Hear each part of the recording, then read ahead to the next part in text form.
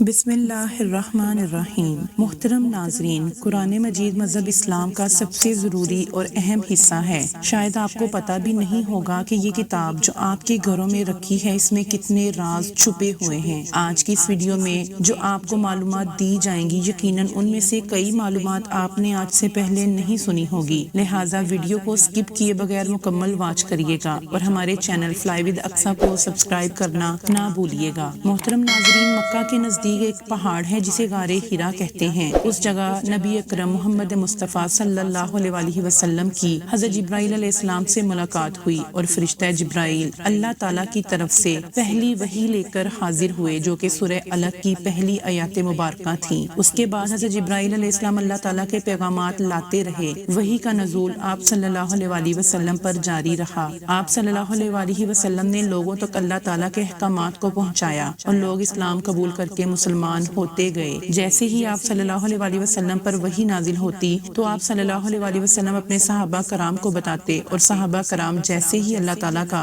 احکام و پیغامات سنتے تو فوراً اسے یاد کر لیا کرتے تھے۔ یہ نزول قرآن کا سلسلہ 23 سال تک چلتا رہا اور قرآن مجید صحابہ کرام رضی اللہ تعالیٰ عنہ کے سینوں میں محفوظ ہو گیا۔ نبی اکرم صلی اللہ علیہ وسلم کی وفات کے بعد حضرت ابوبکر صدیق رضی اللہ تعالیٰ عنہ اسلام کے پہلے خلیفہ بنے۔ آپ صلی اللہ علیہ وسلم کے دور میں قرآن مجید کتاب کی شکل میں نہیں آیا۔ قرآنی آیات پتھروں، پتوں اور ہڈیوں پر تحریر کی جاتی تھیں۔ جب ابوبکر رضی اللہ تعالیٰ عنہ کے دور میں یمامہ کی جنگ ہوئی تو اس جنگ میں 70 ایسے صحابہ کرام شہید ہو گئے جن کو قرآن مجید حفظ تھا، جن میں سے ایک صحابی ابو حذیفہ رضی اللہ تعالیٰ عنہ تھے جن پر آپ صلی اللہ علیہ وسلم قرآن مجید کے حوالے سے بہت زیادہ بھروسہ کیا کرتے تھے۔ صحابیوں کی شہادت کے بعد حضرت عمر رضی اللہ تعالیٰ عنہ نے حضرت ابوبکر رضی اللہ تعالیٰ عنہ کے ساتھ ساری آیات مبارکہ کو کتاب کی شکل میں اکٹھا کرنے کے لیے آپ کو ایگری کیا اور اس کی ذمہ داری زید بن ثابت کو دی گئی۔ پھر جب حضرت عثمان رضی اللہ تعالیٰ عنہ کا دور خلافت آیا تو آپ رضی اللہ تعالیٰ عنہ نے قرآن مجید کو مکمل ترتیب اور تجوید کے ساتھ اکٹھا کیا تاکہ پڑھنے اور سننے والوں کے لیے آسانی ہو۔ جب سے قرآن مجید ایک کتاب کی شکل میں آیا ہے اس نے اپنے خاص ہونے کا ثبوت دیا ہے۔ جیسے جیسے سائنس گرو کرتی گئی قرآن پاک کے راز ہمارے سامنے کھلتے گئے۔ جس زبان میں قرآن پاک کا نزول ہوا ہے یہ عربی لٹریچر کی سب سے بہترین اور پرفیکٹ شکل ہے۔ اس کتاب کا ہر لفظ اور ہر جملہ اپنے معیار پر پورا اترتا ہے۔ یہ کتاب ایک ہی سبجیکٹ کو بار بار ریپیٹ کرتی ہے اور ہر بار اس کی ڈسکرپشن نئے سرے سے نکل کر سامنے آتی ہے۔ اس کتاب کے نزول کو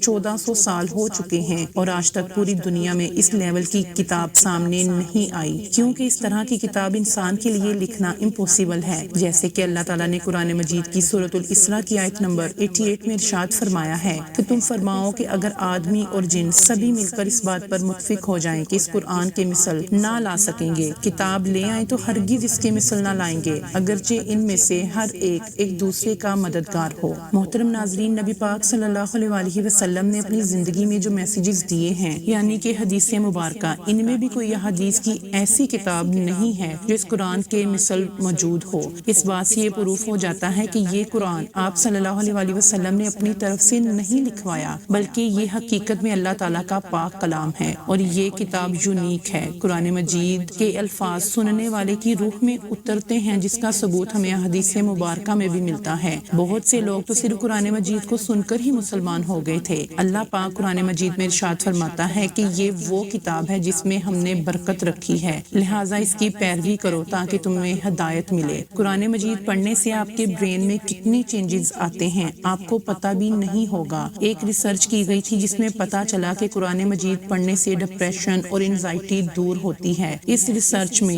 ڈیفرنٹ ٹائپ کے لوگوں کو آبزرو کیا گیا جیسے کہ اسٹوڈنٹس، پریگننٹ وومنس اور بیمار لوگ وغیرہ۔ یہ پتہ چلا کہ قرآن مجید پڑھنا انسان کے لیے کسی تھراپی کی طرح ہے۔ قرآن پاک کے اندر شفا ہی شفا ہے۔ قرآن پاک کے اندر کئی طرح کے سوالوں کے جوابات چھپے ہوئے ہیں جن کو سائنس اب جا کر پتہ لگا رہی ہے، لیکن قرآن پاک میں یہ سب 1400 سال پہلے ہی بتا دیا گیا تھا۔ بگ بینگ، بلیک ہول اور ارتھ rotation, finger prints, iron, human creation اور یونیورس ایکسپلینیشن، نیوروپلاسٹی، ان سب کو 1400 سال پہلے ہی قرآن مجید میں ایکسپلین کر دیا گیا تھا جسے سائنس جاننے میں اتنے سال لگا چکی ہے۔ قرآن مجید کا یہ میریکل کافی انٹرسٹنگ ہے، جیسے کہ ہمارے سولر سسٹم سسٹم میں ٹوٹل 8 ٹینٹس ہیں، جبکہ یہ بات قرآن مجید نے پہلے ہی بتا دی تھی۔